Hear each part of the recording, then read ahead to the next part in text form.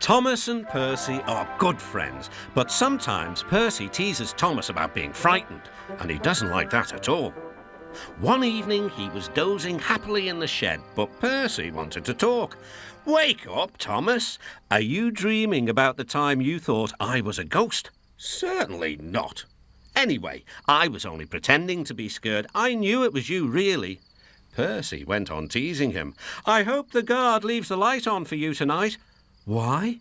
asked Thomas. "I quite like the dark." "Oh, really?" exclaimed Percy. "I am surprised. I'd always thought you were afraid of the dark. I wonder why." Thomas decided to say nothing and went to sleep instead. Next day, the Fat Controller arrived. "I would like you to go to the harbour tonight to collect something rather unusual." "What sort of something?" "Wait and see." Percy was moving trucks into a siding. Henry arrived with his goods train. The signalman switched the points and Percy waited on the siding until Henry had steamed by. Then there was trouble. "The points are jammed," called the signalman. "I can't switch them back. The workmen will mend them in the morning. It's too late now." Said Percy's driver. "I'm sorry, Percy, but you will have to stay here for the night." "Where are you going?" asked Percy. "Home for tea," replied the fireman. Percy was speechless. He watched as the other engines went home to the shed. Night time came and Percy began to feel very lonely. "Oh dear," he murmured, "it's very dark." Oh, what's that?" It was only an owl, but Percy didn't realise this. "I wish Thomas was here too," he sighed. Thomas was waiting for his mysterious load at the harbour. Suddenly, there it was. "Cinders and ashes," cried Thomas. "It's a dragon." "Don't worry," laughed his driver. "This dragon is made of paper. It's for the carnival tomorrow."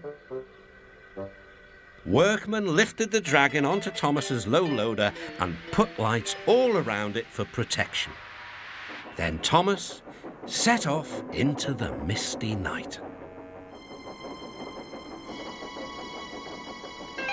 Percy was asleep in his sidings and had no idea that Thomas was approaching him.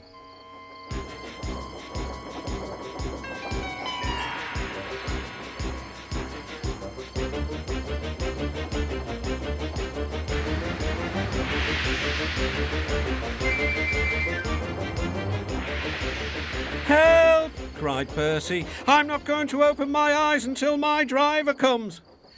Next morning, the points were mended and Percy puffed back to the junction.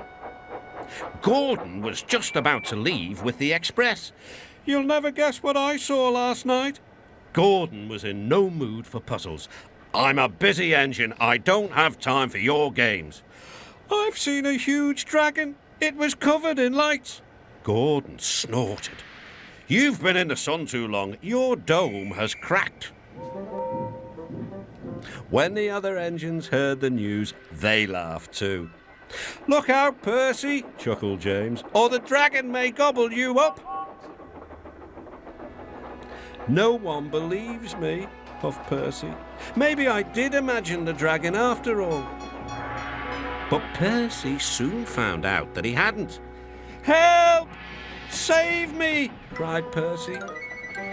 "It's all right," whistled Thomas, and he explained about the carnival. "By the way, how was your night out?" Percy decided to tell Thomas the truth. "Well, Percy," said Thomas, "maybe we do get scared sometimes, but if we're not afraid to tell each other, then that means we're quite brave too."